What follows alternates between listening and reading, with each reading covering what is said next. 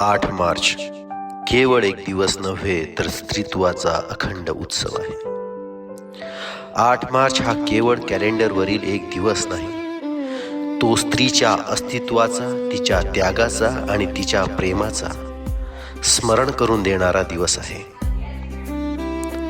खरं तर तिचा दिवस वर्षातील एक नसतोच, वर्षातील प्रत्येक दिवस तिचाच असतो.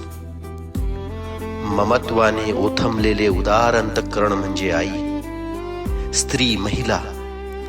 जर आईच नसती तर 8 मार्चच काय, कोणताही दिवस आपल्याला माहीत झाला नसता. आपल्या जन्माच्या क्षणापासून ते आयुष्याच्या अखेरच्या श्वासापर्यंत आपल्या सोबत एखादी ना एखादी स्त्री असतेच. सर्वात पहिलं नातं आईचं, नंतर बहीण, मैत्रीण, पत्नी, सासू अशी अनेक नाती आयुष्याला अर्थ देत राहतात. आज जागतिक महिला दिनाच्या निमित्ताने एकच सांगावेसे वाटते, स्त्रीशिवाय जीवनच नाही. तिचं महत्त्व आकाशाच्या सीमांपेक्षाही विशाल आहे. परंतु तिचं कौतुक केवळ एका दिवसांपर्यंत मर्यादित राहू नये. तिला तिच्या हक्काचा आदर देणे, तिचा सन्मान राखणे, तिच्या अस्तित्वाची अवहेलना न करणे आणि विशेष म्हणजे सोशल मीडियावर स्त्रीवर केले जाणारे जोक्स थांबवणे, हीच तिच्यासाठी खरी शुभेच्छा ठरेल. आजकाल पत्नीवर जोक्स करणं, सोशल मीडियावर टिंगल टवाळी करणं, कमेंट्स करणं जणू काही सामान्यच झालं आहे. हे जोक्स आपल्या बायकोवर नाहीत असा समज करून आपण ते सहज फॉरवर्ड करतो. परंतु हे तसंच आहे जसं एखादा भारतीय म्हणेल, भारतीय मूर्ख आहेत, पण त्यात आपण नाही. बायको नावाची संज्ञाच आपण चिल्लर करून टाकली आहे, पण ती आई या संज्ञे एवढीच पवित्र आहे हे आपण सर्रास विसरून जात आहोत. खरं तर बायकाही जास्त दिमाग लावत नाहीत, कारण त्यांना आपला नवरा हुशार आहे यातच समाधान असतं. घरातील जबाबदारीचं ओझं त्यांना दिमाग लावूच देत नाही. बरं, हे आजपासून चालू आहे असंही नाही, तर अनंत काळापासून स्त्रिया बायकांना दुय्यम स्थान दिले गेले. मनोरंजन आणि भोगवस्तू म्हणून त्यांच्याकडे पाहिले गेले. मुघलांच्या काळात तर भर रस्त्यावरून तिला घरच्यांच्या डोळ्यात देखत उचलून नेले जात होते. पती मेला की तिनं जिवंत सती जावे आणि पत्नी गेली तर नवऱ्याने दुसरी बायको करावी. एका नवऱ्याला एकापेक्षा जास्त पत्नी करायला हरकत नव्हती, पण तिने मात्र एकाच नवऱ्यासोबत जगावं आणि मरावं. मागे झोंबी कादंबरी वाचली, त्यातील नायिकेला तिने केवळ मुलीला जन्म दिला म्हणून किती यातना सहन कराव्या लागल्या.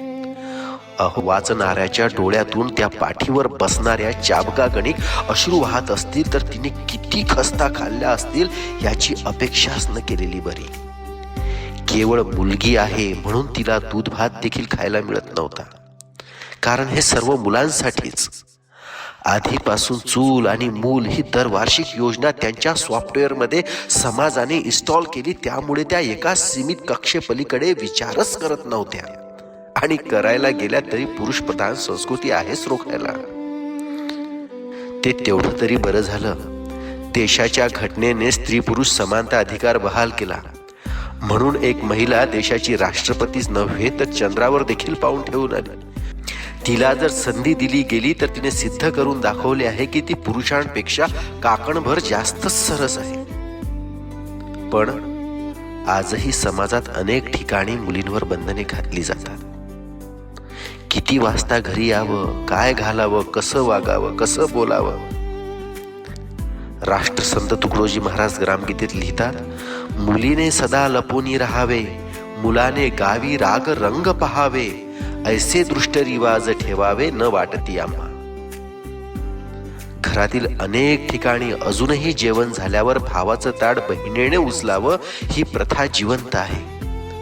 निसर्गाचा नियम सांगतो, रोपट्याला योग्य प्रमाणात हवा, पाणी आणि ऊन मिळालं तरच ते बहरतं.